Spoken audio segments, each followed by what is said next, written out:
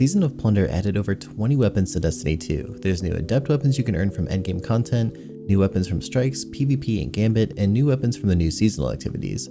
When you've only got a few hours a week to play though, it's really difficult to know where to go first, which weapons are actually worth chasing. Today we're looking at 10 Season of Plunder weapons that I think you absolutely need to get your hands on. There's plenty of options here for my PvP and PvE friends out there. Special thanks to Bungie for sponsoring this video. Let's start with maybe the best new PvE weapon this season. Funny enough, it's actually one of the easiest weapons to get on this list. The Typhon FR4 is a legendary void linear fusion rifle and it's one of the highest boss DPS options around right now. What's even more important is that it's the only void linear fusion rifle currently obtainable in Destiny, so for content with void burn active this is even more powerful. All you need to do to get yourself a god roll Typhon is to head over to the Enclave like you're gonna go craft a weapon. When you interact with it, you'll get a quest that gives you 2 deep sight versions of the Typhon. It's literally as simple as completing a quick quest, getting a few kills to unlock the pattern, and then crafting it. The god roll you're looking to craft is going to feature the combo of triple tap and firing line. The first weapon for PvP players on our list is my new favorite weapon so far this season. The Pizzicato 22, or Pizza Cat as it's become known in the community, is a 900 RPM adaptive frame SMG just like the Hero's Burden from Iron Banner. I've been using the Pizzicato in a lot of Crucible matches lately and it has some really nice range for a 900 RPM SMG, which is something that you always want on this kind of weapon. With rangefinder and a max range roll, you can start to really challenge players who are almost at mid-range. The god roll I'm personally looking for will feature rangefinder alongside Eye of the Storm, Perpetual Motion, or Hipfire Grip. I think each of these offers a really strong benefit. Eye of the Storm is an amazing perk for winning 1v1 engagements because you get even more accurate as your health gets lower. Perpetual Motion gives you stability, handling, and reload speed anytime you're moving, which is going to be pretty much all the time with an SMG. And Hipfire Grip opens up a really mobile playstyle that'll have you strafing around faster than if you were aiming down sights. This also has the added benefit of providing so much more information about what's going on around you because it keeps your radar on screen. If you don't care so much about rangefinder, I'll also give an honorable mention over to Swashbuckler. With melees being pretty important in Arc 3.0, Swashbuckler is a great choice. It immediately gives you a 33% damage buff for 4.5 seconds after a melee kill. Next up is the Brigand's Law. This is one of the only weapons with the new Arc 3.0 perk called Volt Shot. When you reload after a kill, your weapon is overcharged for a few seconds. You'll jolt enemies on your next hit, which is awesome in PvE. If you haven't gotten a weapon with Volt Shot to drop yet, it's basically like having Risk Runner or Trinity Ghoul's Arc Chain. You just get a kill, reload, and then it's a pretty easy triple kill. What's really important to know is that it only procs on the next hit after you reload. It's not like Incandescent from last season where it's always active. Even though it's not quite as constant, I think it's still incredibly valuable. What makes Volt Shot so great is how it interacts with so many of the Arc 3.0 builds. The easy multi-kills from Volt Shot give you nearly infinite uptime on Amplify. That's something that almost everyone gets for free just for using an Arc subclass. Diving a bit deeper, each class has some really cool effects surrounding the Amplify buff or killing jolted enemies. Keep an eye out for a Volt Shot Brigand's Law with Perpetual Motion or Feeding Frenzy for faster reloads. Every season in Destiny, I question how much Gambit I'm about to play. I thought I might take it easy during Season of the Plunder until I saw Yesteryear. This is the new Gambit pulse rifle and it can roll with Desperado. Yesteryear is actually only one of 4 weapons in Destiny that can roll with this perk. Before now, we've never had a Desperado pulse rifle in the energy slot. If you're going to go for Desperado, Outlaw makes sense for faster reloads to proc the perk. But actually, I think there's a roll out there that most people sleep on that could even be better than Desperado. Yesteryear can roll both Slideways and Focus Fury. This means that you can slide to reload without losing progress towards proccing Focus Fury. It'll reduce the effective headshot percentage that you need to land to get that juicy 2 burst potential from the extra damage bonus. This is something that I desperately want to try out in PvP. At base, Yesteryear has a pretty awful recoil stat and your shots are going to pull really hard to the left, so I would recommend putting on at least a counterbalance mod to make the recoil more vertical, and if you can get arrowhead break for your barrel, you're going to be firing a laser beam. Even though we're moving a little faster in the Crucible thanks to Arc 3.0, pulse rifles are still very viable at the top of the meta. I just need to mentally prepare for the hours of Gambit staring me in the face.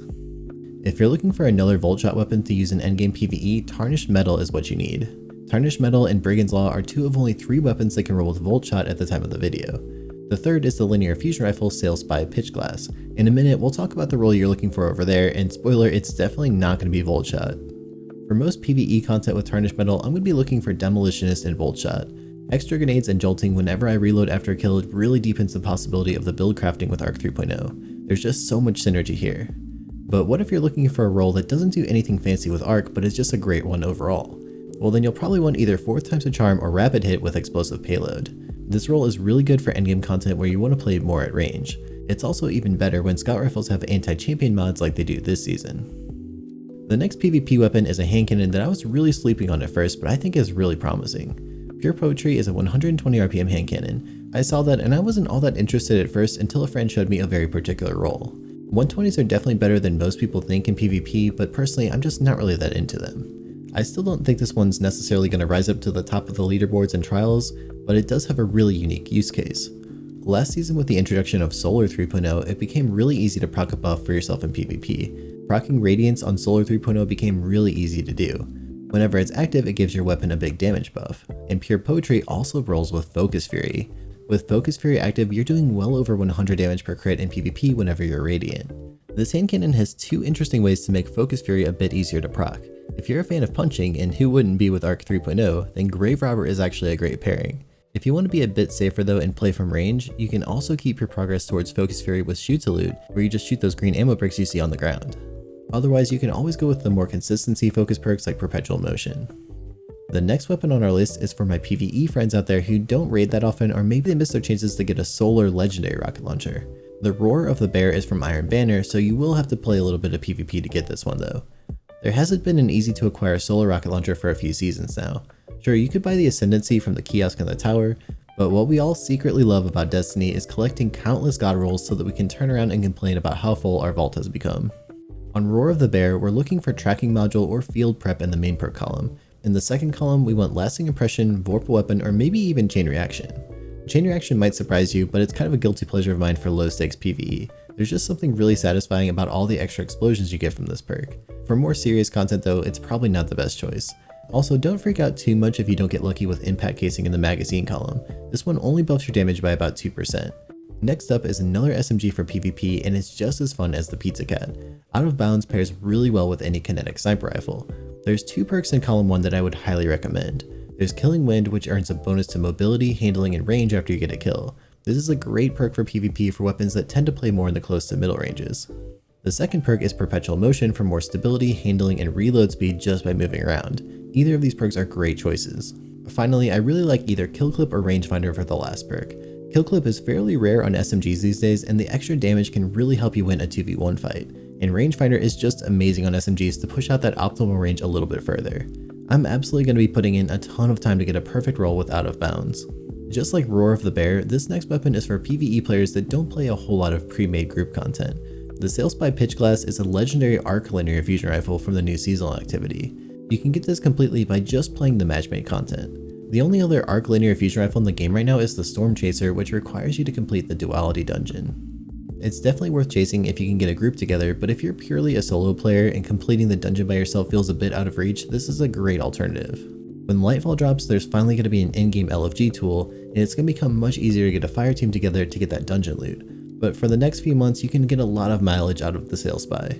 The role you're looking for here is Clown Cartridge or Rapid Hit with Frenzy or Vorpal Weapon. Frenzy is a 15% buff against any enemy, and all you really need to do is play the game. Just by being in combat for 12 seconds, you're going to proc this perk. You don't even need to have the weapon out. Once you swap to it, the buff will automatically activate.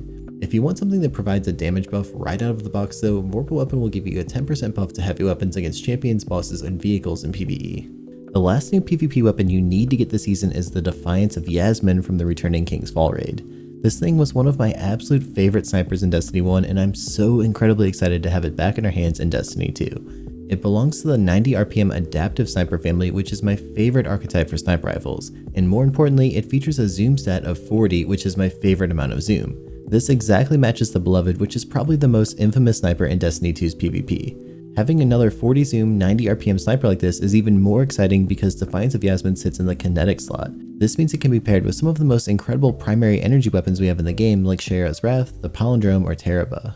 For me, the god roll would be Opening Shot, Snapshot, and a nice mix of range and handling. I personally can't wait to get a god roll for this thing on my own account, and I'm going to be doing the raid relentlessly until I get one. Let me know which of these weapons are you most interested in farming this season. And next up, check out my video covering 17 exotic combos that you need to try in Destiny 2. It's linked on screen and in the description.